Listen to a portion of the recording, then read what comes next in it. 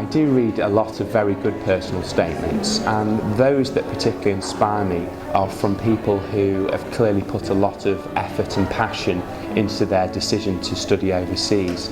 So what I really like is when it's maybe been a student's dream to pursue a particular programme.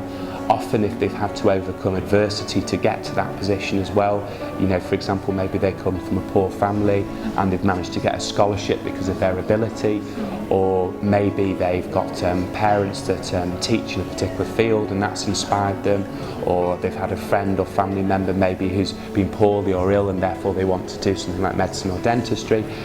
I think it's just that emotional element, rather than the dry, I have scored 80% in my degree, I am very clever. You know, you want to see that someone's passionate, they're enthusiastic, and they've got commitment to the programme. So if that can be relayed in a personal statement, that's normally very impressive.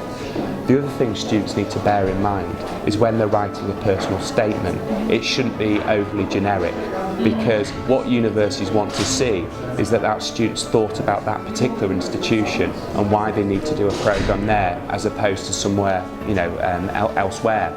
So for example, I've seen personal statements sent to Liverpool where they've actually forgot to actually remove the name of another university. So they said it's always been my dream to study at the University of Leeds, when in fact they're applying to Liverpool.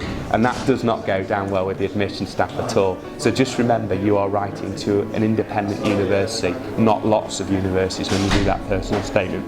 When I was applying myself for an MBA, there was a question that was completely not related to MBA. The question was, give us the book or the movie, your favorite book or the movie.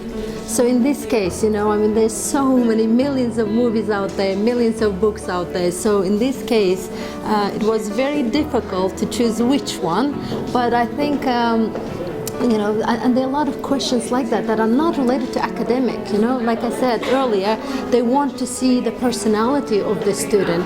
So in this type, you know, I mean, in my particular case, the way I responded is, I don't know if you've seen the movie Billy Elliot. It's a British movie. It's about a little boy who is whose father wants him to become a boxer, but he actually becomes one of the famous ballet dancers.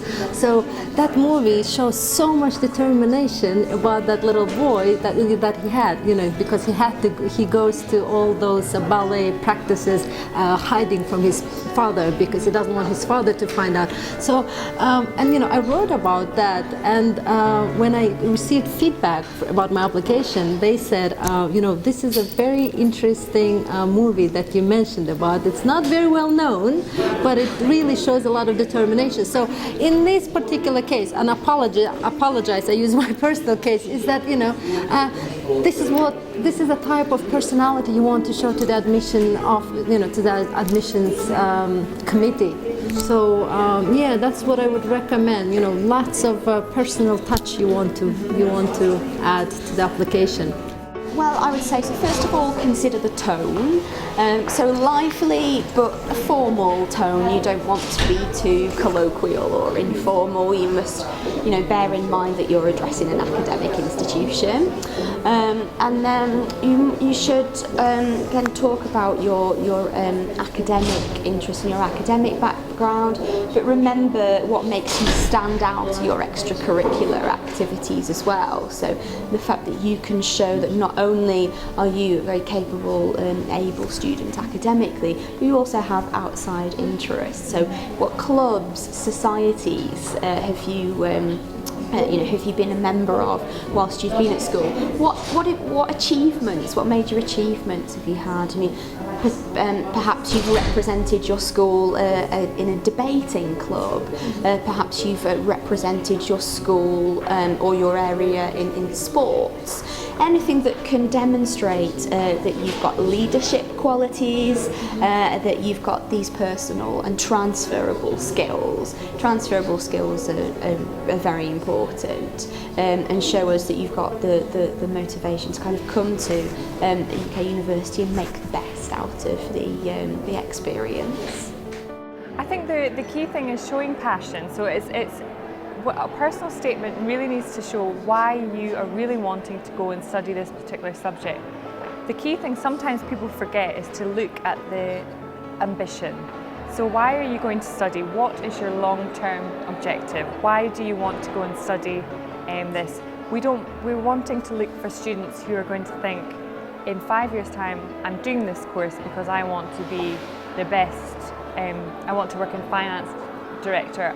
So for students that have a long-term view, if they put that in their personal statement. So I've had a couple of recent good ones that I've looked at, which have talked about, first it starts off by saying why they've chosen this subject, and then they talk about what they do at school and why they excel. They have to really sell themselves. I think it's, yeah, be modest, but be proud and talk about why you've got all these skills.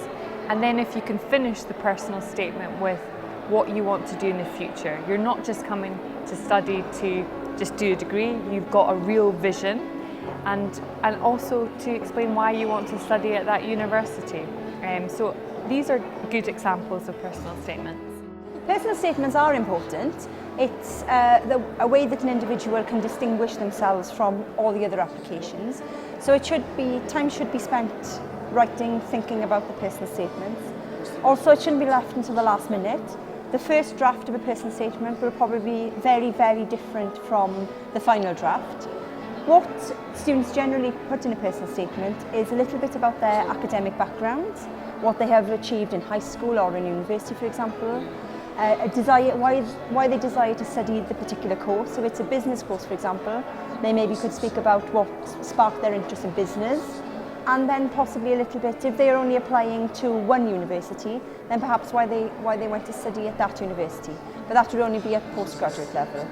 For the UCAS personal statement, it would be a more general statement about possibly studying in the UK, again, why they went to study that particular subject, and a little bit about themselves personally. Any extracurricular activities they've done in high school as well would be seen to be very beneficial on a personal statement, so they should talk about that.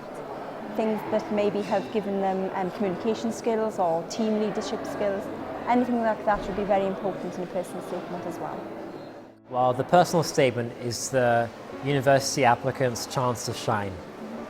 At the University of Edinburgh, we will have many, many thousands of applications from students who are very highly qualified academically, but we need some way to distinguish them amongst them to determine those students who have really got what it takes to be a successful student and to be a successful graduate in their subject as well. Well, the worst personal statements that we've ever seen will be the ones where students are just saying really generic statements that don't mean anything to them personally. And really what students should be aiming for is to demonstrate a personal attachment to their subject or to their future career. And that can only really come across in a way where students are showing us their actual life examples of experiencing their subject, of working in groups, of working outside of their subject area at school, in their local communities, or with their family, if they've got family who are studying similar subjects. And it's really the personal messages that make a student's personal statement stand out.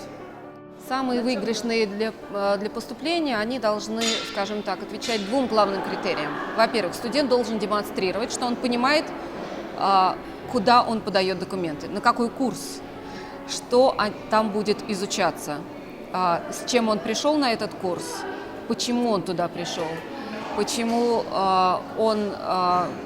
что он может привнести в этот курс и, возможно, какие перспективы он видит в конце. То есть он должен четко понимать, как будет происходить процесс обучения, что будет в итоге. И второй критерий – мотивационное письмо должно быть максимально личным.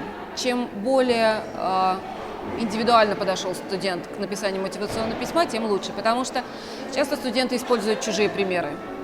Этого нельзя делать, потому что ваше понимание того, как должно выглядеть мотивационное письмо, оно таким образом фиксируется на каких-то нескольких ограниченных вариантах. Письмо должно быть личным.